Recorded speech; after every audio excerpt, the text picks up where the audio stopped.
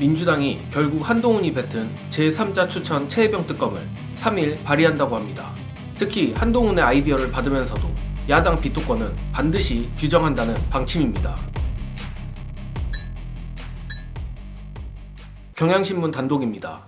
며칠 전 민주당이 국회의장에 거부권을 담은 제3자 추천 최혜병 특검을 추진한다는 소식 전해드렸었는데 국회의장의 중립성을 침해할 수 있다는 의장실 안팎의 지적에 따라 야당의 비토권을 보장하는 식으로 바꿔 법안을 발의한다고 합니다.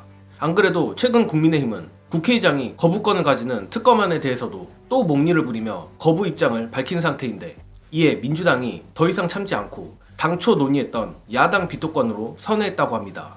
차라리 잘 됐다고 생각합니다. 사실 민주당으로선 이미 명분이 차고도 넘치는 상황인데 애초에 제3자 추천 특검은 한동훈의 당대표 선거 공약이었고 여기에 제보공작이라는 조건까지 민주당이 받아줬으며 궁지에 몰린 한동훈이 급하면 민주당이 발의하라고 해서 민주당이 그것마저 들어준 상태입니다. 또한 대통령이 임명한 대법원장이 특검을 추천하는 방식 자체가 이미 편향적인 아이디어라 형평성을 위해서라도 반드시 비토권을 보장해야 하는데 고로 이번 민주당의 야당 비토권 방향이 가장 적절하다고 생각합니다. 물론 윤석열 방탄정당 그 자체인 국민의힘은 이조차도 안 받을 가능성이 높겠지만 민주당도 그걸 모를 리 없습니다.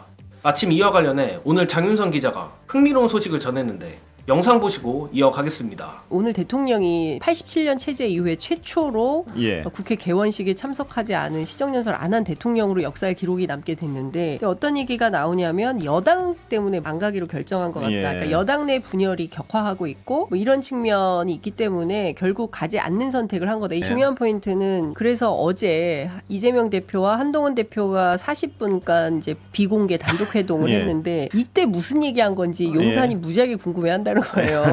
그리고 사실은 이재명 대표가 어제 개업 얘기를 꺼냈기 때문에 그리고 오늘 관련해서 세게 대통령실에서 괴담, 살포 뭐 등등 해서 세게 비판을 했거든요. 그러고 나서 이제 한동훈 대표도 뭐 아니면 국기문란이 될 거다. 굉장히 더 곤란해진 거죠. 그 한동훈 대표 입장에서는 이재명 대표하고 뭐 웃으면서 대화를 했다는 거잖아요. 그러면 이재명 대표하고 만나서 웃고 지금 대통령하고는 만날 수도 없는 사이가 돼버렸으면 이건 굉장히 곤란한 상태가 됐다.